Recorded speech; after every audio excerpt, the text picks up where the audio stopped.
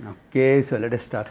Om Sadashiva Samarambham Shankaracharya Madhyamam Asmadacharya Paryantam Vande Guru Paramparam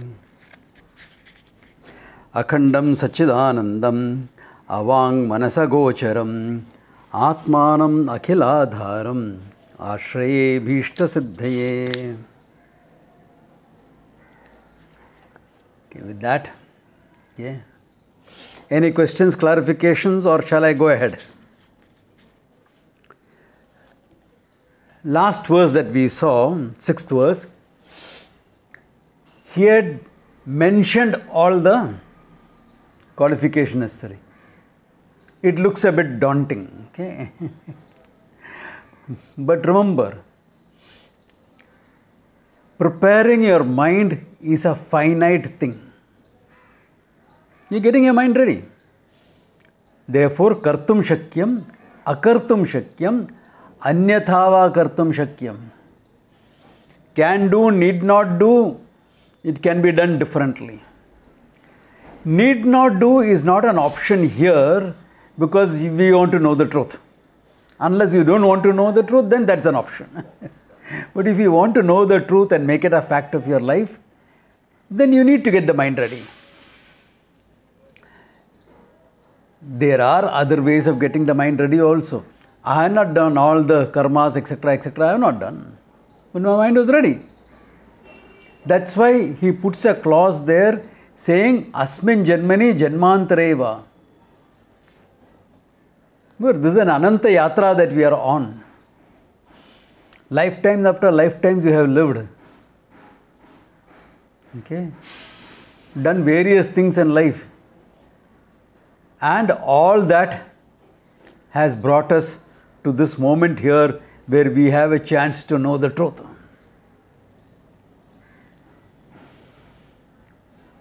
I am sure most of the people present here, or almost all the people present here, has the qualifications. But almost everyone requires some fine-tuning. So it's not that you all don't have the qualification. Some brushing up, some fine-tuning may be necessary, that's all. Okay. Yeah. So that is why all these explanations are there, so that you can see where to fine-tune. That is why if you look at two classes of mine explaining the same thing, it will never be the same. I will be handling different facets of the same thing from different standpoints. Everything about fine-tuning, nobody can say. Because there are so many. Yeah. That is why teachers and students always had one-on-ones. You got to know each other so that feedback can be given. Okay? That's why if you all notice, I always made it a point to get to know you all personally. Even those of you who are out of town or not in regular touch with me, as and when time and if this permits, circumstances permit, I always got to know, got in touch, got to know. It's important. It's important. Yeah. All right. So with that, let us go ahead. Now he himself, the author himself, is explaining each of the points for better understanding. Okay. So let us look at what he is saying. Veda, Vedangas, all that we did. So I don't think anyone has any doubt on that. If you have, shoot, no problems. Okay. Then he had said, one who has avoided Kamya Karma and Nishiddha Karma. So what is Kamya Karma, he is saying. Okay. Kamyani Swargadi Ishta Sadhanani Jyotishtomadini. What is Kamya Karma? Swargadi Ishta Sadhanani. That which will give you, those karmas which will give you Ishta Sadhanam. What you desire. like Swarga, etc. Okay, Jyotishtomadi, he is mentioning the Vedic ritual for it, for going to heaven. Now, why is he mentioning heaven? Prathamamalla Nyaya, remember? The highest karma you can have is mentioned, everything else is, I don't want to go to heaven, I want to go to Egypt. Okay, fine. You want to go to holiday. Kamya karma. Okay, kamya karma. Though nobody is saying now, I want to go to Afghanistan. They are all saying, I want to get out of Afghanistan. Okay. Even those who wanted Shariat law in Afghanistan want to get out of it. Okay. Anyway, jokes apart, it's not a joke, it is a tragedy that's happening there. Okay. That apart. So, Kamya karma can be anything from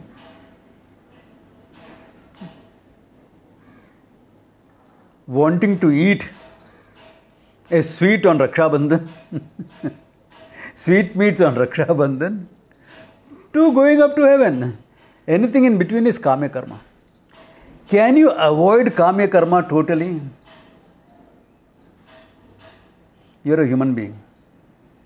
We are all human beings. There is no way you can avoid Kamya karma. Born a human, we have a sense of finitude. And the only way we know to get out of finitude is through desires. Where you get some momentary appeasement. It's momentary appeasement. Okay.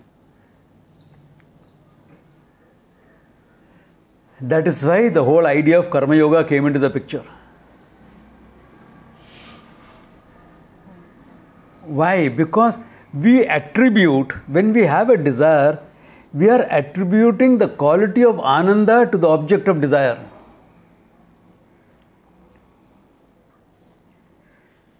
We free the mind from that. Enjoy it when it is there. Not there, okay. To get into that mind frame, you need to fulfill some of your desires at least with an attitude of Ishwararpanam and Prasada Buddhi. That takes the sting off from the karma and makes you mature, makes you bigger than the karma. Otherwise, it'll be, I want it badly, I want it now. Everything else goes out of the window. But if I have been living a life of Ishwararpanam and Prasada Buddhi, then I am bigger than the karma. Why? I am willing to accept the non-fulfillment of my desire even before I have done the action. That means I am bigger right now. I want it, but I am bigger. That type of an attitude, if you have, you will grow out of Kamya karma. Small desires you will still have, but they will be non-binding in nature. Okay? You will not be troubled by it. You have, okay, theek hai, acha hai. If I get it, great. That's it. If I don't get it, I can live with that. Okay, no problems. Kamya karma. Okay? This is the attitude towards that. Nishiddhani. And what is Nishiddha karma? Narakadi anishta sadhanani brahmana hananadini. Okay. Nishiddhani. Nishiddha karma. What is they? Narakadi anishta sadhanani. Basically, anishta sadhanani. That which will give you things that you don't want. Dukkha. Naraka, etc. Hell, etc. Brahmana hananadi. Example given, killing an intellectual. All the Taliban in Afghanistan is thinking they are going to go to heaven and get all the virgins. Okay? And for that they are killing intellectuals. Poor guys, after death they will realize. Yeah. After death they will realize where they are and what they are getting.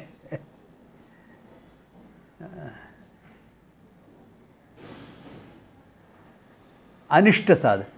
Now, again, he is mentioning the worst thing that you can do. Same, Prathama Malla Nyaya, World Championship. Okay. Mention the highest, all the lowers are included. Mention the worst, the smaller ones are included. Okay. From telling a lie onwards. Shoplifting onwards, all of that is included into it. Why? This gives you, there are two types of results. One is drishta phalam, what you see. Other is adrishta phalam, what you don't see. That depends on motivation, etc. Intent, motivation, etc. Therefore, punya karma is that which will give you sukham. Dukkha karma is that, as papa karma is that which will give you dukkham. Both are finite. See, we get a mosquito bite, say one small papa gone. If you get a headache, one's little bigger papa gone. If you get COVID, lot of papa gone, okay? So don't worry. If you are looking after someone who has got COVID, not only some papa gone, you got some punya also. Even better, okay? Even better. So that is how the picture is. Therefore, papa karmani, nishiddha karmani. Okay? Things that you don't do, you avoid. Again, can you completely avoid every nishiddha karma? Again, you are a human being. We are all human beings. You mean to say we have never lied? Never done something out of jealousy or envy? Small things.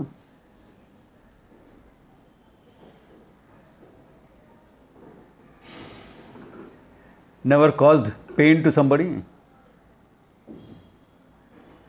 Never done a wrong thing in my life? I don't qualify.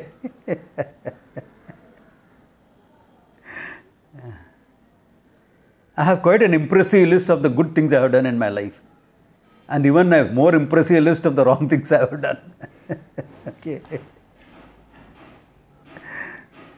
Human beings.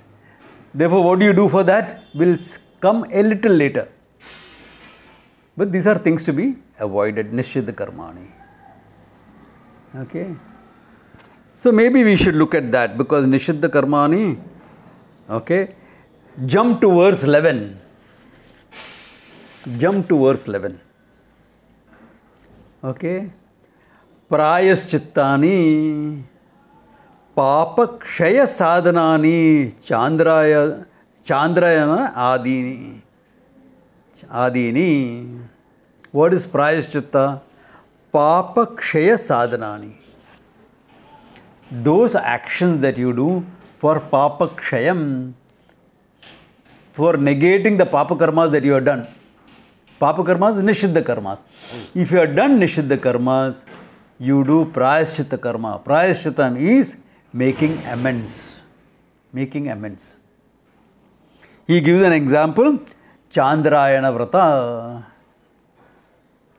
Again, one of the most difficult prayaschitam to do. I have told you all, I think, some time back, what the Chandrayana vrata is. It's connected with the phases of the moon. You start with full moon today. Today is full moon. Have your full meals, 3 meals, plus whatever snacks you have, everything. Maja se kha lo. Hey, what is Papa Kshayam here? No. After that it starts. Tomorrow you cut down your intake by 1/15. Next day 2/15. Like this it goes on. Until by Amavasya you are going on no food at all. Nothing. For survival, breathing and water is allowed.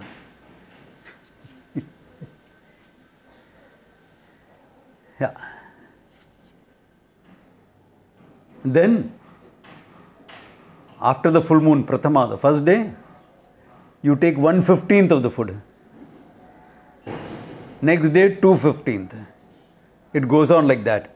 Until back to the next Purnima, you are back to your normal diet. When I describe it, it sounds easy. Try it out. Not that easy as it looks. Okay. There are more ghora tapas, prayashchita, etc.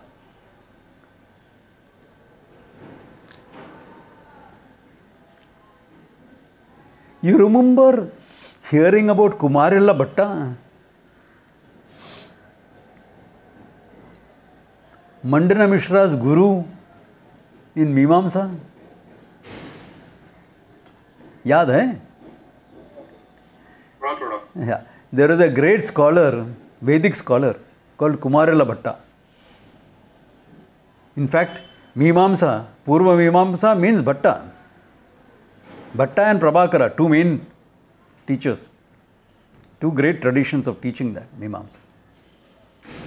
So he went as a student to Buddhist teachers, learned from them, and then destroyed Buddhism. Negated the whole thing. Gave arguments all against Buddhism. So that he took as Guru Droha. Because he studied a whole discipline from someone and then you're destroying it. It's called Guru Droha. And what is the prayashchita he did, you remember? Yes. Sitting on the fire. You can't sit on fire. What he did was he put a big, what do you call that? A big pan. No. A big pan and something. Husk was.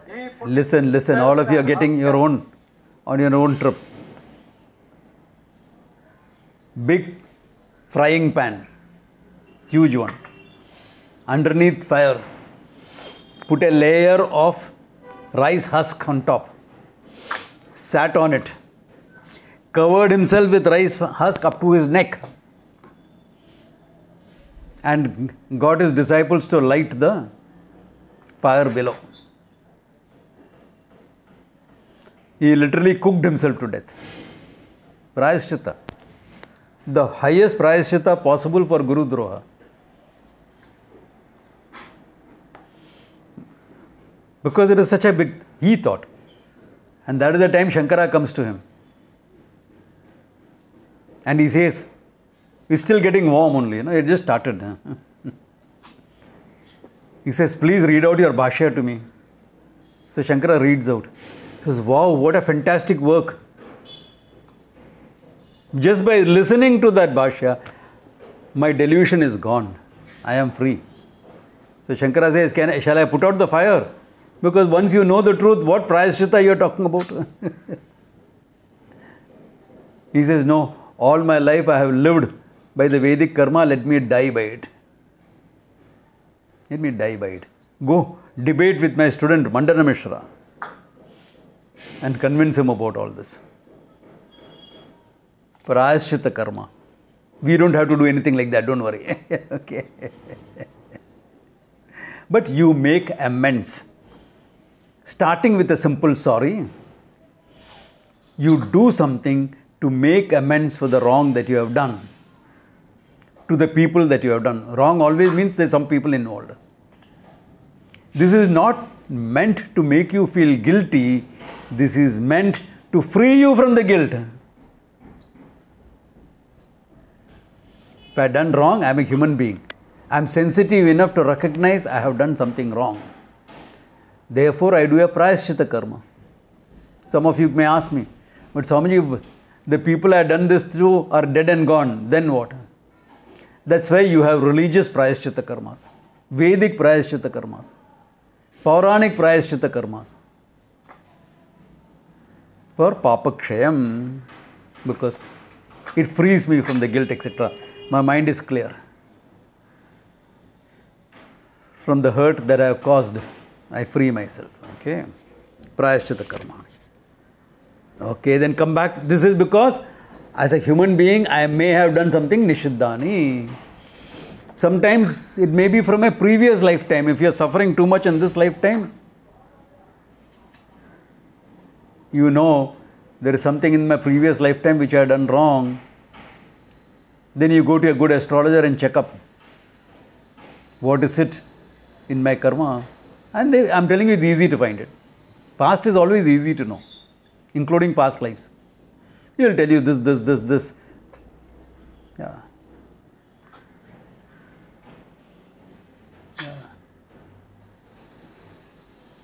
And you do whatever is necessary, whatever he tells you, all that will become prayaschitta karma. But please ensure that the astrologer you go to is a very competent person, okay? Finding a good astrologer is exactly like finding a good doctor. It's not easy. It's not easy. Yeah. Yeah. If you know some good doctors like Sunita, etc., yeah, that's good to know. Yeah. Yeah. Yeah, I've seen her work. She's really good. Yeah. Yeah. Okay. Then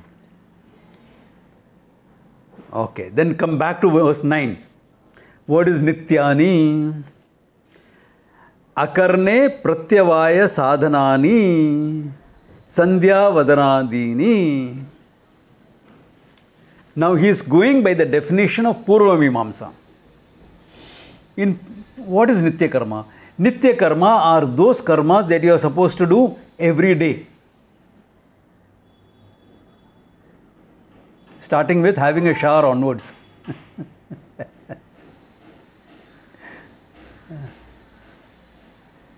Yeah, having a shower is part of Nitya Karma. No? Don't say I have a shower once in 3 days only. Okay, you don't have a shower, you have a bucket bath. All right. Or you have a soak bath. Okay. But some bath you have, no? Some bathing you do. Exactly. So from there onwards, what you are supposed to do on a daily basis. Your daily worship, for example. Chanting of the Gayatri, etc. Today is Avani autumn. Today is the day that youngsters are initiated into the Gayatri Japa. So that they will do Sandhya Vandanam and Gayatri Japa every day. Every day you are supposed to do it. Gayatri is invoking Ishvara in the form of Surya Devata, not Gayatri Devi, okay? Don't make that mistake. Sometimes people make that mistake. It is Gayatri Devi. There is no Gayatri Devi. Okay. It is invoking Ishvara as Surya Devata. Savituhu or Surya is kept as the symbol for Ishvara. And you are invoking.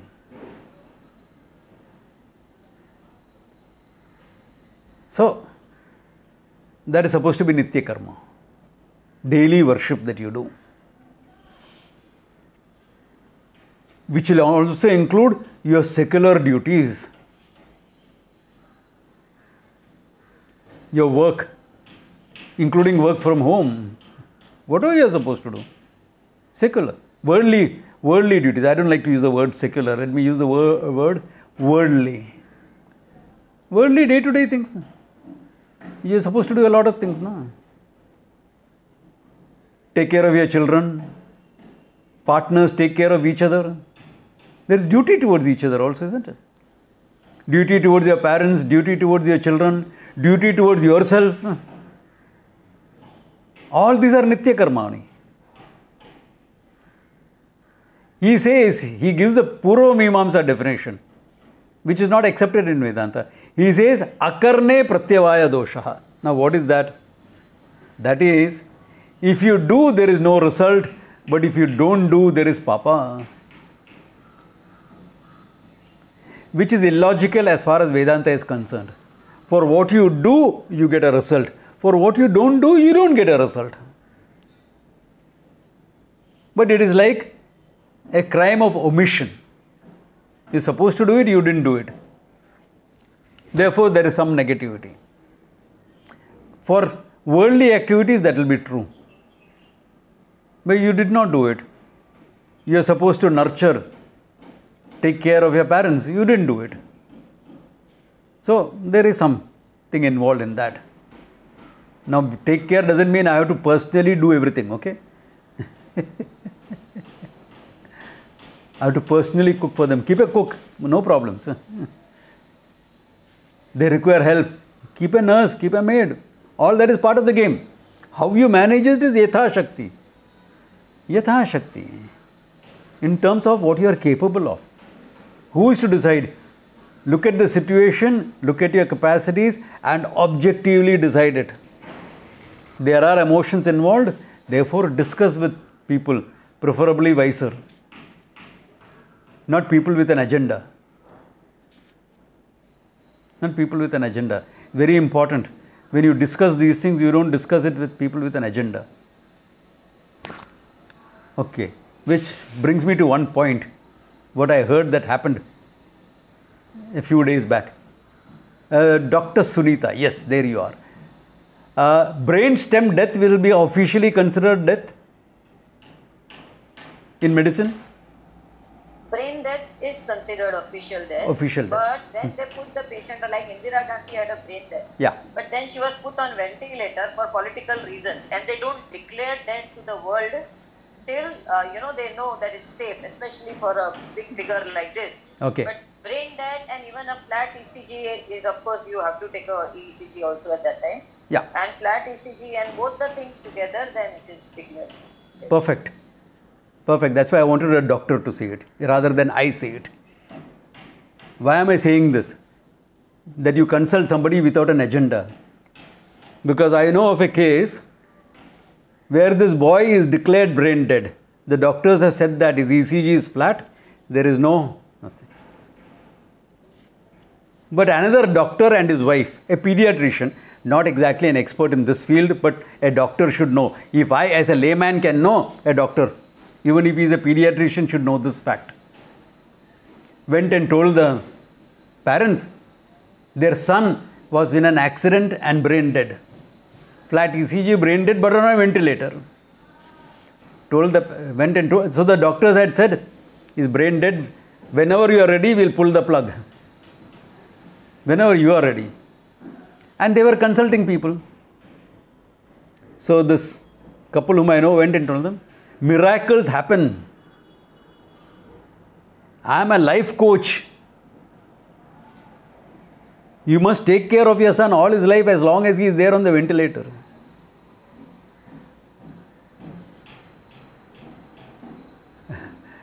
Doctor, what will you talk about this advice? There's Dr. Pushpa also here. No, I don't know. It's stupidity actually. Stupidity, exactly. This is giving an advice with an agenda. So be careful whom you consult. Be careful whom you consult. This is actually taking advantage of the feelings that. Yeah, exactly. That is bad. Actually. Yeah. See, that is an objective opinion because she doesn't know who the couple is, who the son is, who the doctor couple is. She doesn't know them. You have an objective opinion from another doctor. So they take advice of 3-4 doctors together. Yeah. Person who's looking after the ICU, Exactly. neurologist, and anesthetist, Yeah. and all these 3-4 people get involved. And all of them have said that he is brain dead. No point. But the couple is holding on to hope against hope. Just for Sunita's intimation, he is a very well-known pediatrician in Chembur. Now you can figure out who it is. Okay. But he doesn't come to your hospital, thank God. That is a hint for Sunita, okay. Because she has to deal with people like this, okay. So, finding an objective person. Remember in Taittiriya? Whom do you go for advice? Yathate. If there is a vichikitsa with respect to dharma, etc., what do? Go to someone alukshaha, someone who's kind, committed to dharma, committed to the learning, okay, does not have an axe to grind in the whole picture. Yeah. And discuss it with that person. Because nitya karmas are karmas that you do with people whom you are emotionally involved with. Ishvara, Sandhyavandanam, etc., there is no problem with those Nitya Karmas. I am talking about the worldly Nitya Karmas. Nitya Karma with respect to your child. Like in another case, single mother. So if you are a single mother, you have to be both mother and father. No? You have to earn a living also. And the home environment with her parents, as far as the child was concerned, problematic situation. I saw the situation. I said, this is not healthy for the child. So the lady asked me, what do I do? I said, put the child in a hostel. It will be far better than the environment that the child is now. Worked out fine. Worked out fine. So, you take care of your Nitya Karmas in the manner that you can do. My child, I am personally responsible for everything. Doesn't work that way in today's world. Doesn't work like that. Not with nuclear families, it cannot work like that. Yeah. Joint family is a different thing. When there are 10 adults in a family, a lot of headaches, okay? But lot of support also. If it works well, lot of support. If it doesn't work well, yeah, a lot of headaches. So, because Nitya Karma with respect to each other will involve emotional, and therefore you may need help and advice from somebody who is more objective.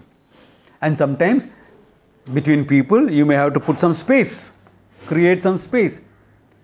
Sometimes emotional space is enough, sometimes both emotional and physical is necessary. Yeah. Nothing is eternal in the world. Everything is limited by time and space. Understand this well, then you will be okay with Nitya Karmani. Therefore, this is what you do every day with Ishwararpana Buddhi, because all duties you don't choose. If you choose to get married, then you have chosen the duty towards your partner.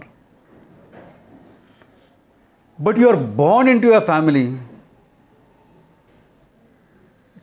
Parents are there, siblings are there, this, that. Duties automatically come with it. It's God given.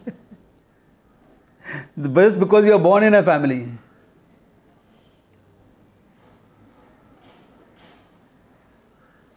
Ideally, love, affection, nurturance, etc. is there. If that is not there, at least minimum duties are there, things go smooth. Things are fine. Things are fine. Yeah. Nityadini. Okay. And of course, your daily worship, etc., that goes without saying. That is for yourself. That's for yourself. Your commitment to do what is necessary to grow, including Swadhyaya Pravachane na pramaditavyam, your own self-study, etc. That's part of your Nitya Karmas. Okay.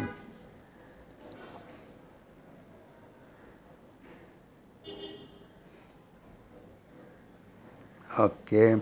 Then Naimitikani Putra Janmadi Anubandini Jateshti Ityadini.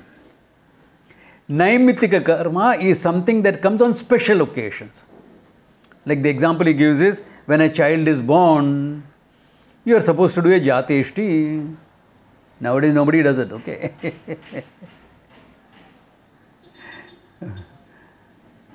Or you are supposed to do, okay, this everyone does, Namakarnam, naming of the child, a naming ceremony. These are all small things that you do at home, okay?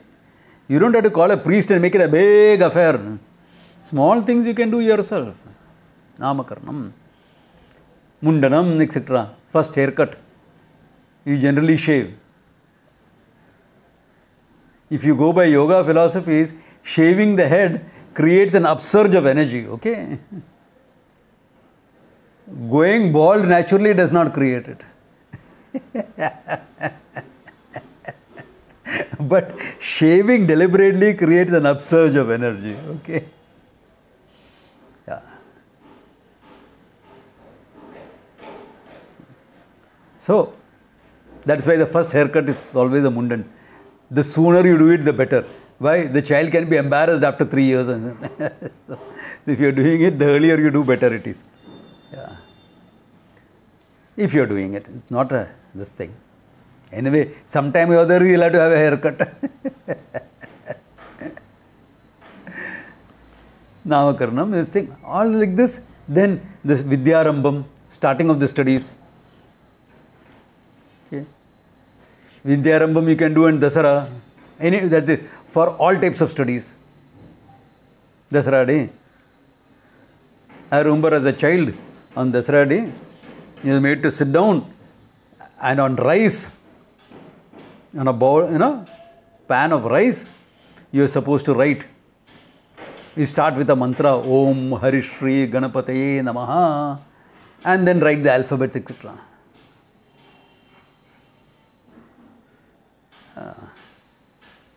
Because that's Vidyarambham. You start by studying the language, no?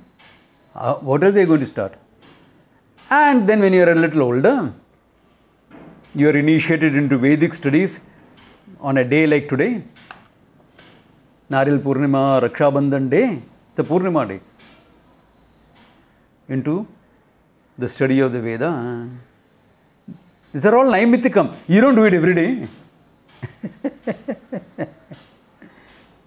Because of a nimitta you are doing it. Because of a special reason you are doing it. Attending a marriage, worldly karma. You getting married is religious karma for you. Why? Because you did a ritual. No? You went round and round the fire, all that, yeah. But attending somebody else's marriage, it's a worldly activity. Naimitikam. The person is not going to get married daily. You are not going to. If you are attending a marriage daily, then you must be a priest.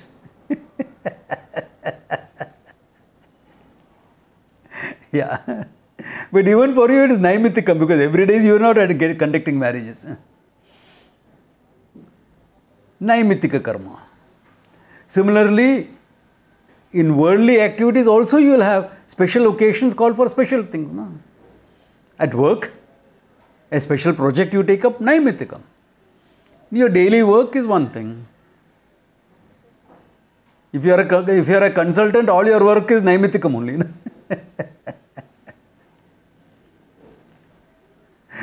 Yeah, if you are a consultant, all your work is Naimitikam, project oriented. So remember, understand this. I am making all these jokes so that people understand the whole picture, What is Naimitika karma? Therefore, there is religious one, there is worldly one. Both are there, okay? Then if you fail in any of this, Prayaschitta comes back. No problems. You can always make amends. Because mistakes will be made, na? We are humans. We are humans, Baba. Yeah. So you make mistake, make amends. Prayashchittam. That's it. Simple. No problems. Okay. Any questions on this karma part? Or that's all clear? Any doubt? Ask. Okay. Don't worry. Yes, Vijay Lakshmi. What is Jatishti? Jatishti is a karma that you do when a child is born. It's a Vedic karma. Nobody does it nowadays. Yeah. But it is there. In the Shastra it is there. In the Shodasha Samskaras, I think Paramarthananda has made a list of it. It will be there in his class group. Okay. Shodasha Samskaras that a person is supposed to go through. Someone who's in the Vedic culture is supposed to go through. Yeah. The last one you don't do. Others do for you. The last one is death. So others do the thing for you, not you.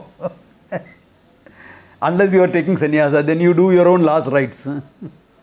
Free yourself from everything. Chalo, ho gaya abhi ye sab. Nitya Naimitika, all that gone out of the window. I don't have to do anything. Until then, you are supposed to keep it going. Okay? Okay. Then Upasana. Because he had said Upasanani also. Okay. What is Upasanani? Upasanani Saguna Brahma Vishya मानस व्यापार रूपाणि Shandilya विद्यादीनि. He says, Saguna Brahma Vishaya Manasa Vyapara. Saguna Brahman is Ishvara, the whole manifestation. So, Ishvara Vishaye Kevala Manasa Vyapara.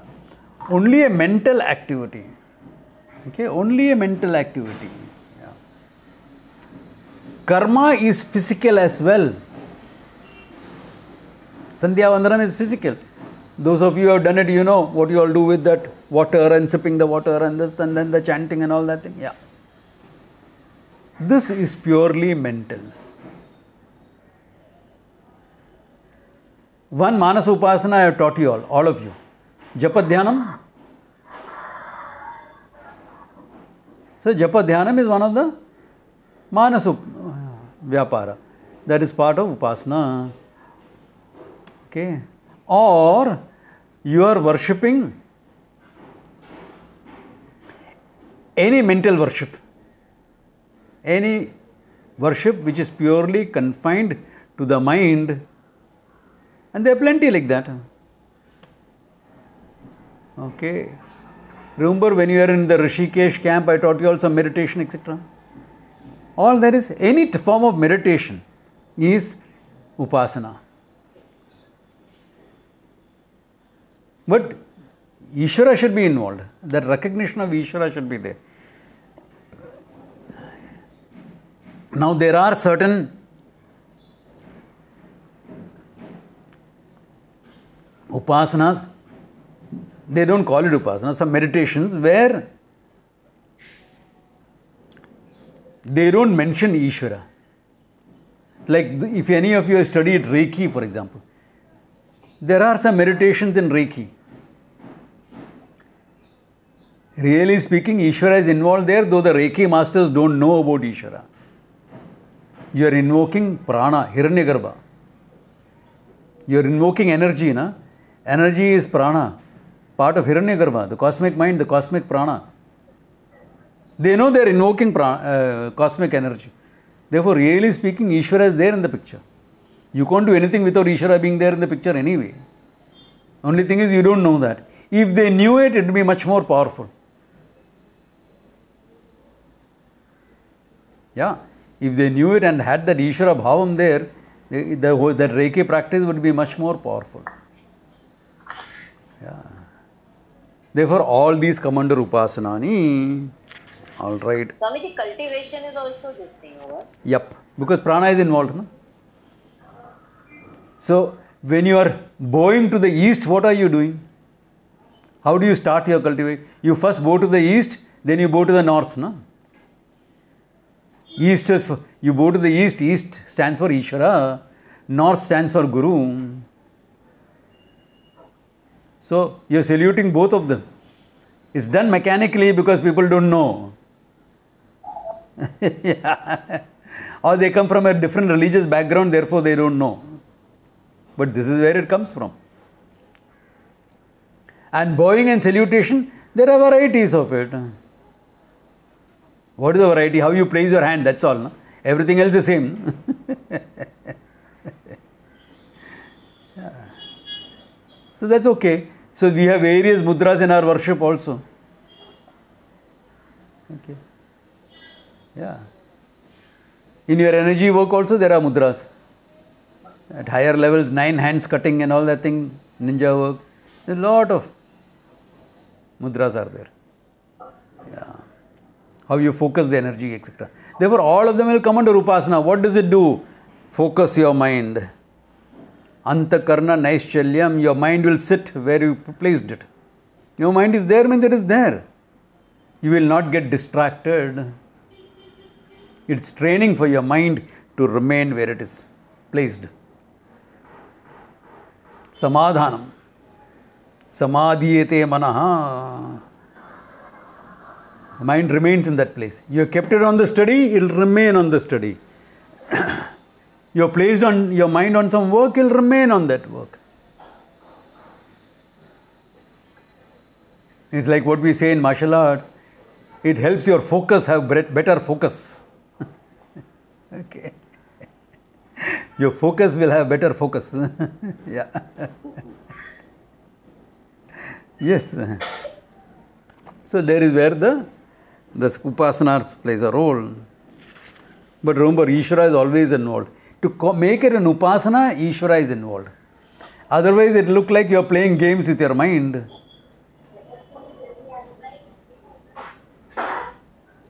If Ishvara is not involved, you are playing games with your mind.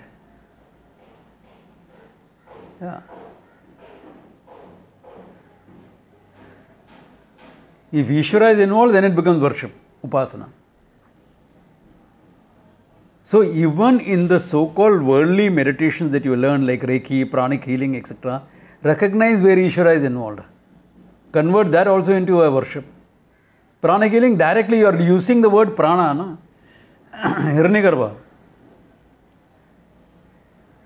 Consciousness manifests in the cosmic mind. You are invoking that.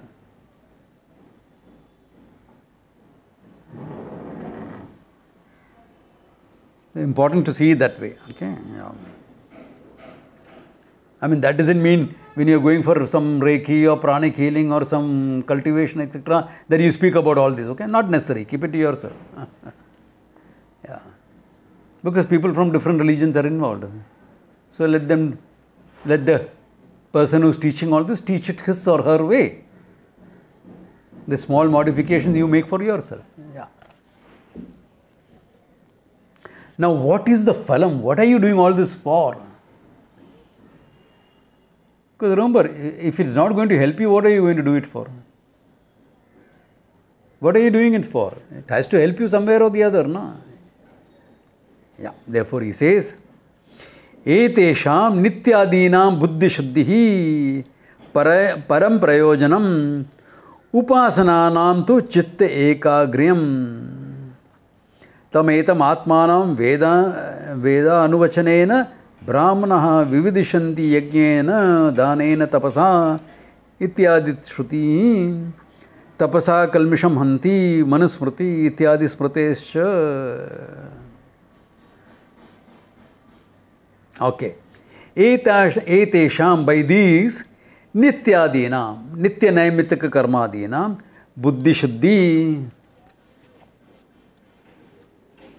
Why? Because your Ishwararpanam and Prasada Buddhi comes up. With respect to Kamya Karma and all, Prasada Buddhi. Even with respect to duties, etc., Ishwararpanam, Prasada Buddhi, both are there. Because duties are involved, na? God given. Na? How much, etc., is your choice. But God given. Therefore, Ishwararpanam. With respect to the result, you did it. You thought you brought up your child very well, you did everything that you knew. He goes haywire. Prasada Buddhi. Why? You did what you could. The child is a complete separate jiva. He has come with his own samskaras, his own karma, what he has to go through. So you are there as support system for him. What he has to go through, he will go through. If he has to go haywire, he will go haywire. That's why Prasada Buddhi becomes important even with respect to duties. Yeah.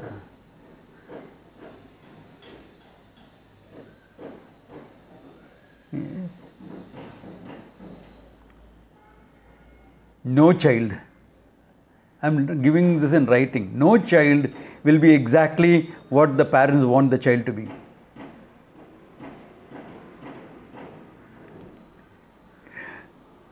No child. You have to recognize that the child is a separate jiva. And as a guru, the same thing is applied. No student will be exactly what the teacher wants the student to be.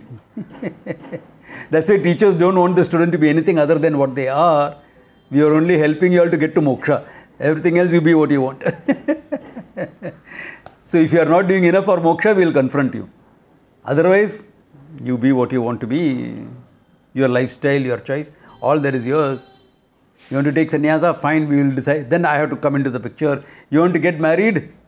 Go, get married. Be happy. Swamiji, what to do if I am not happy? Prasada buddhi. And if you are happy, more prasada buddhi. Yeah. Exactly. That is not for me to say. Parenting is the same. By that, buddhi shuddhi happens. You become very clear in your thinking. You bring Ishvara into your lives. You recognize the role of Ishvara in your lives. Your thinking is clear. You are not kamena na hataha. You are not killed by kama. You have kama. You will manage everything. Nice. Your life is fine. You have the satisfaction. I had done whatever I could do. Now let it be. Now let it be. It's easy to say, do your best and leave the rest to God. Easy to say. Without Ishwararpanam and Prasada Buddhi, it doesn't happen. But that's what you learn to do. Therefore, life experiences teaches you. If you have lived your life well, that is it. And some parents also have this. I must protect my child from everything. You cannot. You cannot.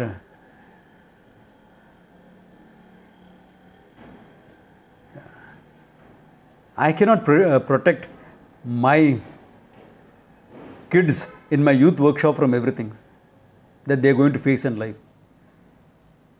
Can I? Some of them have gone and become army officers. Can I protect them from the enemy bullet?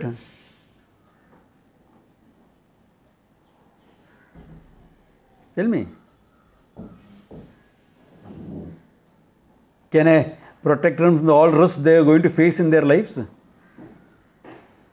So why do you think as a parent you can protect? And if something happens to your child, instead of being supportive, you become overprotective. The child has already gone through a problem. And you are so overprotective, the child can't breathe. You are not being supportive. That is not buddhi shuddhi. You are trying to overcome your pain that I couldn't do anything. It's painful. Of course it's painful. I know that. That I couldn't do anything to protect that kid. Yeah.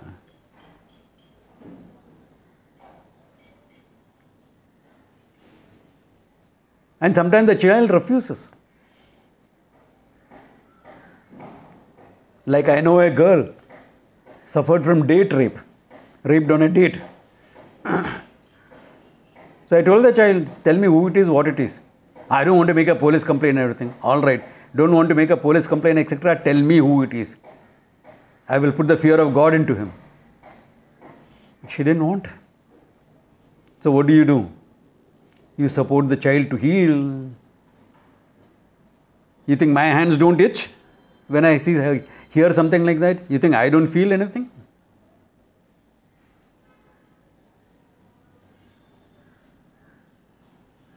Yeah, I would have really put the fear of God into that man. I am capable of that. Not teaching him about Ishvara, okay? The fear of God into him. Yeah. But the child didn't want it. So you support the child to heal and things like that. Fine.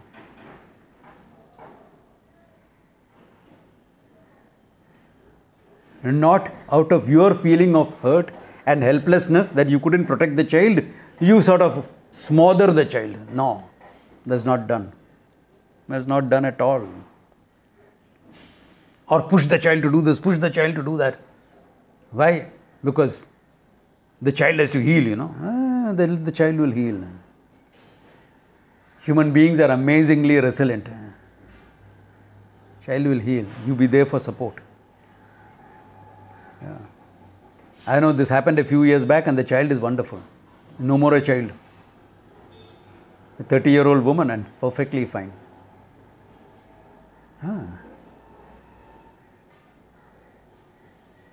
So, buddhi shuddhi, if you live like that, buddhi shuddhi happens. And if you have buddhi shuddhi, it's very easy for you to do this. That's why children come to me with their problems, not necessarily their parents all the time. Yeah. Buddhi Shuddhi. Param Prayojanam. That is the real ultimate Prayojanam. And Upasananam tu Chitta Ekagriyam. Chitta Ekagriyam, meaning focus. Being able to focus. Being the mind held in attention. I don't like to use the word concentration. It implies unnecessarily effort to concentrate. It should be relaxed. The mind, to be able to hold the mind in attention, to be aware of what is happening.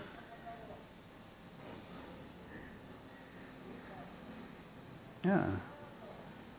To be able to look at nuances when you hear or see anything. Because the mind is there, the mind is not lost somewhere else. It's right there. That is Upasananam Phalam. Then he makes a very beautiful quote here. Tam etam atmanam veda anuvachanena brahmanaha vividishanti yajnena tapasa jnanena vetitum icchanti. He is referring to the first portion of the Veda.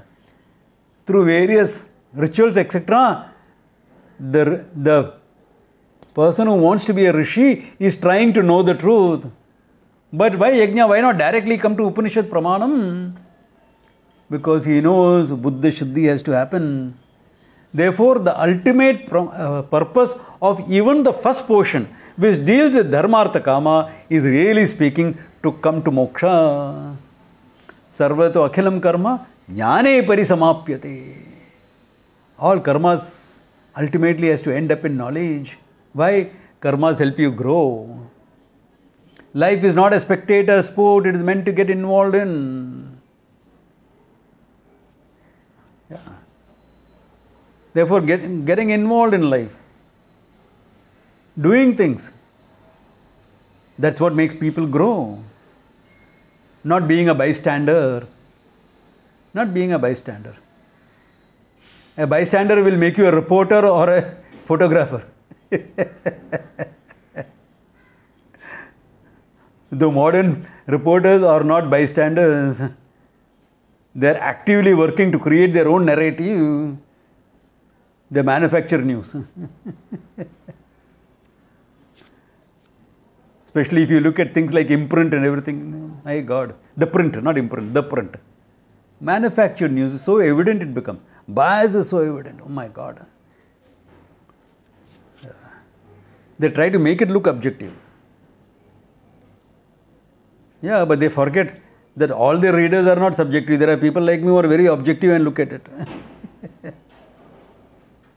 But since we are a minority, they get away with it. Which is okay. It's a Kali ki prabhav hai. We have no problems. Yeah.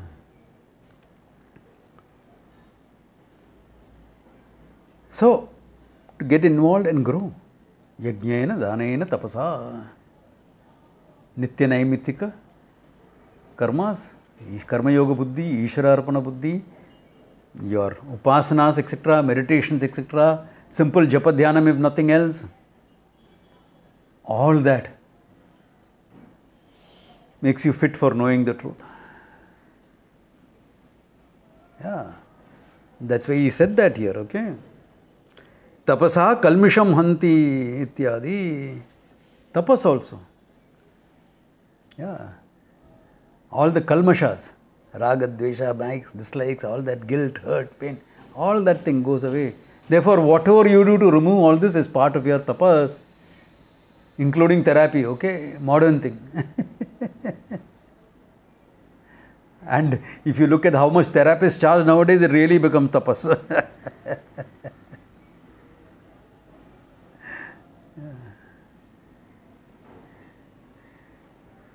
Yeah. So, all this helps you get your mind ready. To be a mature individual. What does it mean to be a mature individual? To be calm, to be peaceful, to be proactive, to be creative in whatever you are doing. to think clearly, feel deeply, act decisively. My old statements are still valid. Be clear in your thinking. Feel deeply. You have to feel about things. You are not a robot. You are not a Vulcan not to feel. And act decisively. Life is meant to act. You have to do things. And know when not to act also. When to let things be. That's all part of your maturity, isn't it? And a mature person is a student of Vedanta. Irrespective of the age. Irrespective of the age. It's not age dependent. Yeah, life experiences help you, true. So you need some basis of, some life experiences you need. Yeah. That's why it says, Asmin Janmani Janmantareva, because sometimes you see youngsters with a very great deal of maturity. Great deal of maturity. Yeah.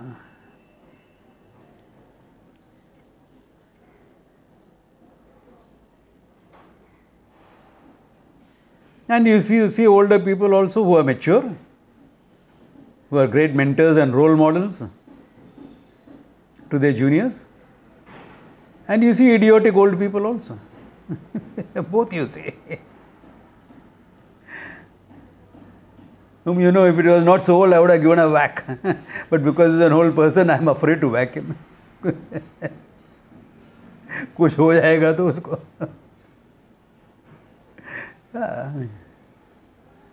Then if I have to whack him, I'll have to use a finger or something. Like playing caroms. Yeah, that can also be pretty effective, but whatever. What I'm trying to say is, be able to laugh at your own emotions.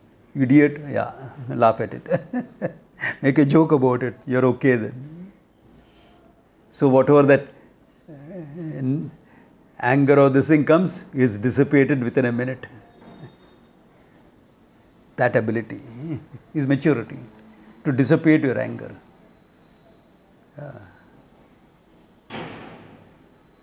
Yeah, because you need to process things, na? So this maturity that you get, okay, you will come, with that you come to Vedanta. Then he is covering up the whole thing here, concluding the whole thing, okay. Now look at it. All right, let's do Nitya Naimitikayoho Upasananam tu Avantara Phalam Pitraloka Satyaloka Prapti Karmana Pitralokaha Vidyaya Devaloka Ityadi Shrute. He says there is a secondary result for all this, which if you are a Karmakandi, you are not a Moksharthi. What we take as secondary result, the Dharmarthakami will take as primary result. What they take as secondary result, we take as primary result. What is the secondary result according to us? If you are doing only good karmas, Nitya Naimitika karma, etc., worship, etc., you are done, you are reached out to help people. All this makes you mature. Reaching out to help people, especially in pandemic times, makes you a mature person, caring person. But Avantara Phalam is what? Pitraloka Prapti. You go to the land of Pitrus, your ancestors, where your ancestors reign, after death of course, not living. Pitraloka Prapti. And if you add upasanas to know it, Devaloka Prapti, heaven, etc., Vidyaya Devaloka. Higher realms you rise to by doing both karma and upasana. This is Avantara Phalam for us. Now understand one thing. We have separated karma and upasana as separate, okay? There are times when both act as one also. Highly focused activities, where your mind is calm and totally involved. Activities which require a lot of centering of your mind and then doing.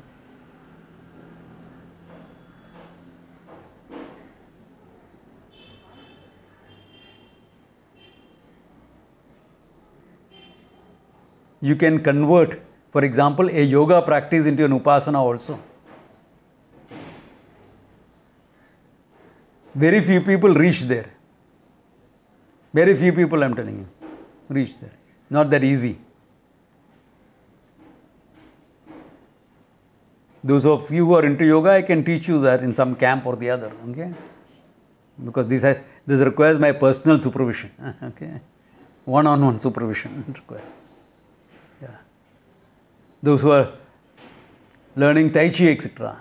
Same thing, you can convert the whole thing into both. Both can be coalesced together. Coalesced together. That was my preparation.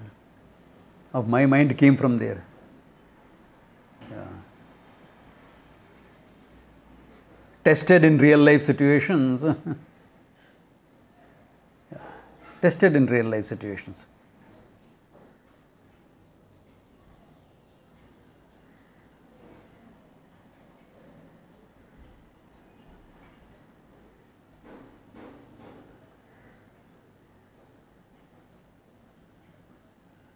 Okay, I hope all of you can hear me again. The connection is a bit of a problem. Okay, it normally starts giving problems after 12:15. Okay, I can hope you all can hear me now. The connection sometimes gives a problem. Yes. Yeah. Yes. The connection sometimes gives a problem after 12:15 and it's exactly 12:15. Okay. Yeah. But you all can hear me, I'm sure. Therefore, this is the thing. Okay. Therefore, even though it's presented as separate, there are some activities where both are involved, where you are highly centered, etc. Mind is calm and you are acting also. For understanding's sake, things are kept separate. And that's the right thing to do. Otherwise, people will start doing idiotic things like, I'm doing a lot of japa. Where do you do it? Oh, when I'm walking around, when I'm cooking. That. No. Japa dhyanam is not meant to be done like that. Japa dhyanam you sit down and do. When you're cooking, you cook. Yeah. If you have a prayer on your lips when you're cooking, that is different. It is the old story. A person goes and asks the teacher, can I eat an apple when I am meditating? Of course not. You're meditating, you meditate. Don't eat an apple. Another student goes and asks the teacher, can I meditate while eating an apple? Of course, my son. Of course. It is not a joke. Okay? It is not a joke. It's a fact. You can eat an apple in a meditative manner. Nowadays it's called mindful eating. But meditative manner goes a little bit more than mindful eating.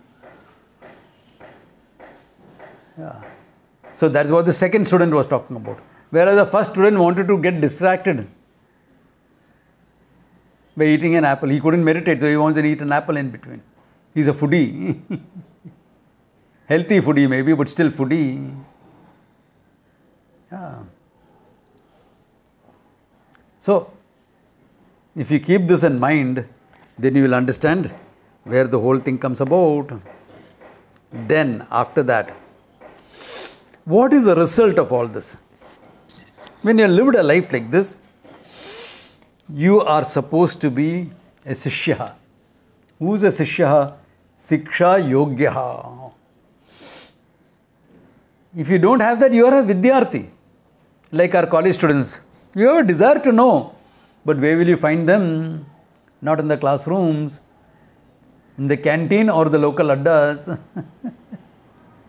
Yeah, generally when I want to find some of my youth group student and he is not picking up the phone, and the college, I am near the college, I will not enter the college. I look at all the local addas first. If he is not there, I look into the canteen. If he is not in the canteen, then I will look into the library. Because libraries, a lot of things happen. If he is not in the library also, I will go into the classroom and I will see, okay, there he is. Fine. Yeah. Vidyarthi. No, it requires to be more than that. Someone who is more committed is called an Antevasi. Antevasi literally meant staying with the teacher.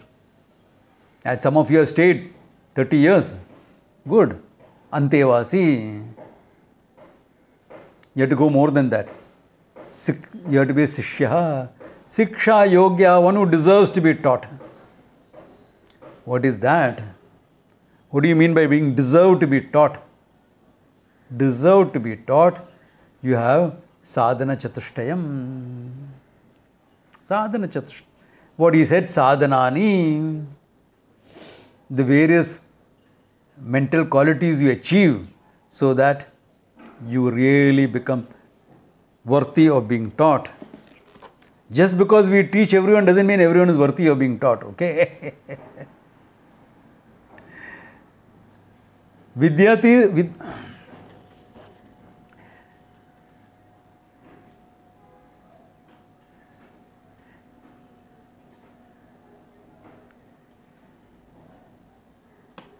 there are thousands of Vidyarthis, few Antevasis, fewer Sishyas. So the idea is to be a Sishya. Only then the teaching will work. So what is involved? What is involved is having the Chadana Chatushta Sampannaha. Being Sampannaha, completely full with Sadhana Chatushtayam. What is that? He explains in detail, which we will see next class, okay? Because today is Raksha Bandhan, many of you may have to go for lunch and things like that. So good place to stop. Om Tat Sat.